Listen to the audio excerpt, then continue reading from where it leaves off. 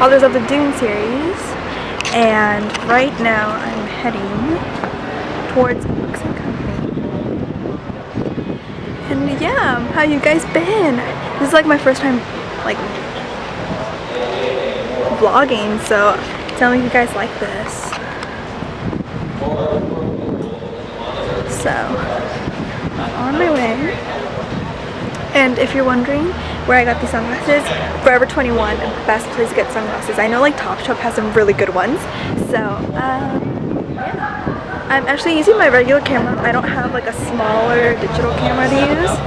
So tell me if you guys like this. So I'm heading to Books and Company. You can see right there.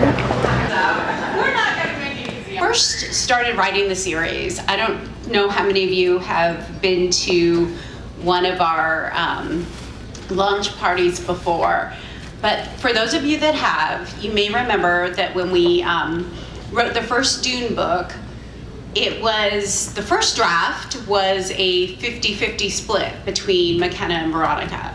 Our very wise agent said that we needed to restructure the book and make it more of Veronica's story, and then switch it for the second book and focus on McKenna. This is the first book that we've been able to write that is a 50-50. Now that we've seen both of the best friends kind of come into their own, we wanted to continue telling their story as strong, united friends.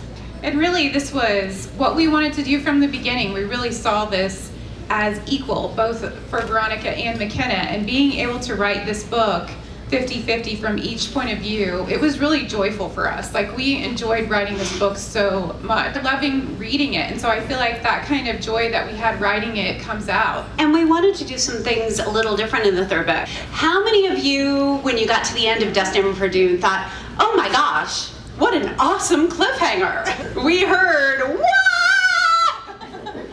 Or the book across the room, we had tears. Like, hey, spoiler alert, one of our main characters might be dead.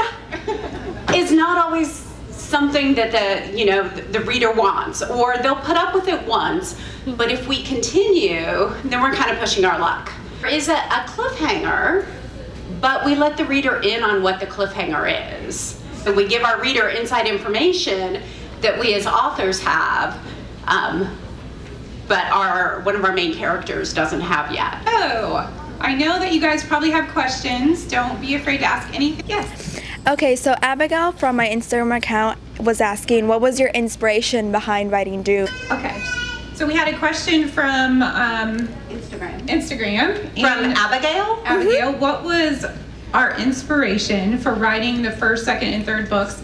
And really, it all comes from a musical that is called Brigadoon. In the original play, I saw it when I was 16 and just fell in love with this like little sleepy Scottish village, and that it was only accessible once every 100 years, and I just love the idea of that. We were just brainstorming. We were both between projects and kind of decided what our brainstorming, what if we write something together? And Lorie was saying, I've always wanted to do a retelling, a reimagining of Brigadoon. And I'm like, musical theater? Musical theater? Did you say musical theater? Oh my gosh, you said musical theater. Okay, I'm in. And we started brainstorming, well, what if instead of a little Scottish village, it's more Camelot-esque? Like castles and carriages and princes with kilts and Sword fights. Yeah. Two American men in their 30s, and we're like, two teenage girls from the Midwest who are best friends, different but inseparable, and from there it just took off.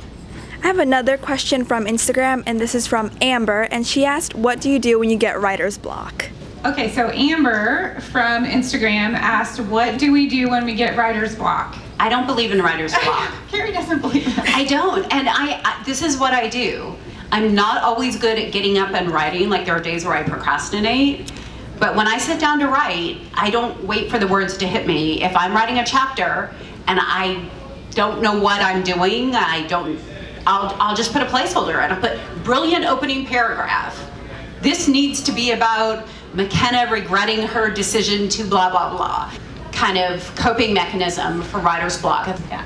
And I do get writer's block.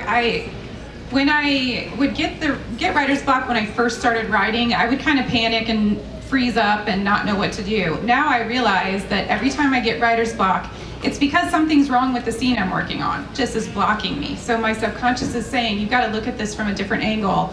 And that's when, I'll call Carey, or I'll drive in my car with blasting music. That helps so much. Like, I have no, this is my nephew Tyler, but Aww. I'm the villain. I think if we turn left. It's next to Bucknell. Yeah.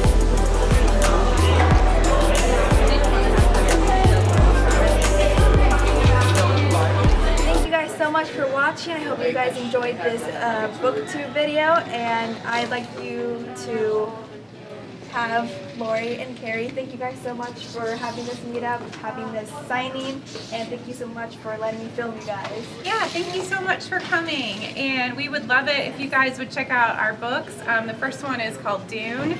The second one is Destined for Doon. And the third one is Shades of Doon. And you can find more information at any of your favorite bookseller sites, or you can go to the Dooniverse, www.doonseries.com. Thank you. Thank you. Folks, love is blind, and that I knew it. My heart was blinded by